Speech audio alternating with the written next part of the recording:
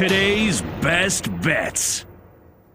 All right, KJ, I'm going to let you bat lead off since you are the guest and since I believe your play is on the game that we were just talking about. Ta-da! Padres by 4 or more plus 140. Anibal Sanchez has only an 8% swing and miss rate on his pitches. So that means they get touched. 10 home runs in 6 games. He's lost 5 of his 6 decisions, 30 innings pitched, 14 walks, 24 earned runs. The showers will be cut on before the sprinklers will be. I'm trying to tell you, the Padres are going to jump on him probably often and early. I like them to win this by 4 or more at plus 140. Ooh, some plus money on the card. So you need the bats to get going a lot against Anibal Sanchez, which you're right. That's what the numbers probably look like in this one. For me, I think I'm going to go with an over in the Astros and White Sox game. If you look at this series, every single game has gone under so far, with the exception of that Justin Verlander, Dylan Cease game, which was a push at 7. I think eventually we're going to see the bats get going in this one. And we have seen both of these pitchers who are going head-to-head today. Lucas Giolito had a terrible outing last time out against the Astros. Gave up 8 earned runs in just 5 innings of work. Maybe he's not that bad. Maybe he's a little better at home. And you do look at his last few starts and you say, Lucas Giolito is starting to put it together. But also he has been pitching against teams that are not the Astros. The Tigers, the Rangers, and the Royals are a far cry from the lineups that he's going to see tonight against the Astros. So I think we get a few runs off of him. And then looking at Luis Garcia, he's been far from dominant in his last couple, giving up 4 runs over 6 innings in each of his last 2 starts. So I think we also see the familiarity between the bullpens when it's the final game of the series. Maybe this isn't the final game of the series, but still, it's the 4th game of the series. They've already seen these bullpen arms. I think this one goes over the total of 8, and that's why I think it's juiced to minus 115. That's my best bet. Yeah, I think, on a getaway game when it's the last one, you're ready to get out of there. You might be just kind of like, let's go through it. But I give Giolito a little more credit at home. He's not going to give up 8 runs again. It may be a closer game, so I would kind of rock a little bit with the under. I think 8's a little high. If that number was 7, I would be with you on the over. But at 8.5, ooh, that's pretty much asking you for it to be a 5-4 game at least. And I think it might be closer to maybe like a 4-3 game, 5-4 game. 5-2 game, something like that. You'll get it. Well, one of us is going to be. Well, one of us is going to be right. It's either going to go over or it's going to go under. So now, right. KJ, what we do on the show is we ask the Magic 8 Ball to fade or kill our plays. Holy crap. Magic 8 Ball. That's right. The most important hashtag source on our show. So Magic 8 Ball that we bought from a toy store. I'm going to shake you up. I'm going to ask you, do you like KJ, what was your play? It was something San Diego to win by at least 4 runs, by 4 runs or That's more, right. plus 140. Padres by 4 or more, plus 140. 8 Ball, do we like it?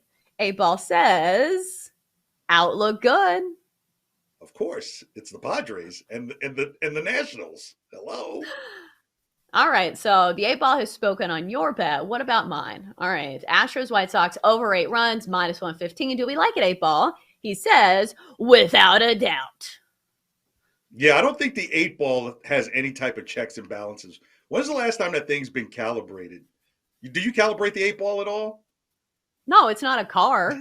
But if it's supposed to predict the future, you don't want it leaning. So, because it just easily says, oh, yeah, over 8.5 runs, sure.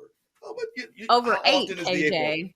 Over 8. What? I've learned Coincidence? I think not. Yeah, well, first of all, you got your 8 Ball upside down. No, I'm totally kidding.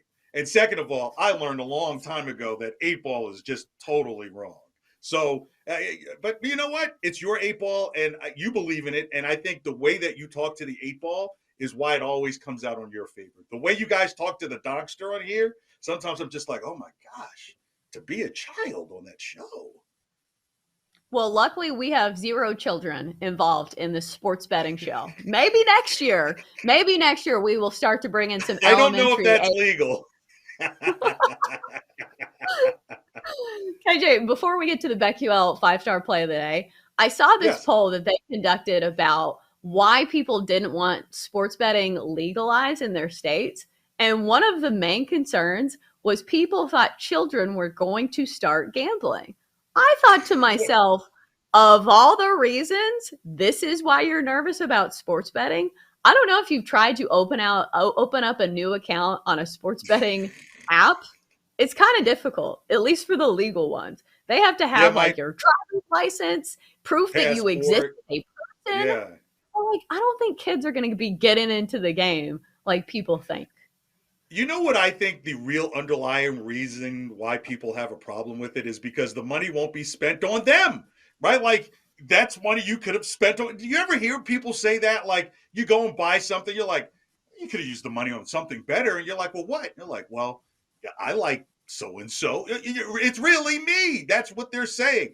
So if you think that this is like 1912 where a kid can go work at the factory at the age of 8, work 20 hours, go get himself a Budweiser, eat some peanuts, and lay the money line on the Red Sox today, that's not what's going to happen. It's just kind of like, oh my gosh, what's next? Prohibition? You know, they're drinking it from cups that you can't see in.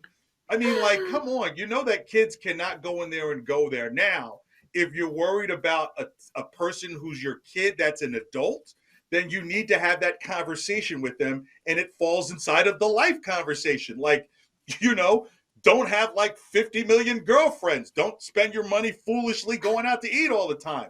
Don't buy, don't spend money on brand new things, and, watch and play inside your limits. It falls into the conversation of life. Not some 8-year-old with some knickers on talking about, hey, Scallywag, did you catch the dance game between the Red Stockings and the Yankees? No, this isn't 1912 where some 10-year-old's walking in to place a bet with some seedy guy, what we have, kid. Give me 4 on the Pirates, give me 3 on the Yankees, and give me 6 on the Browns, come on.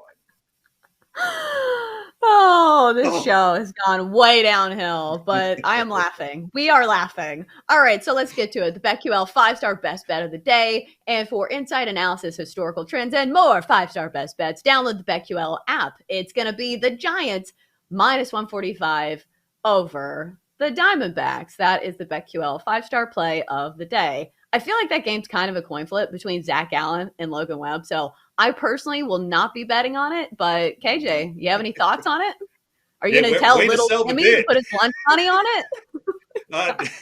Let me tell you, I'm going to take my peanuts and my peanuts and ale money. Like, what are these? This is really thinking? Going back 2 centuries. Yeah, I'm not going to touch that game just because there's just too many uncertainties of things that cannot happen in that game.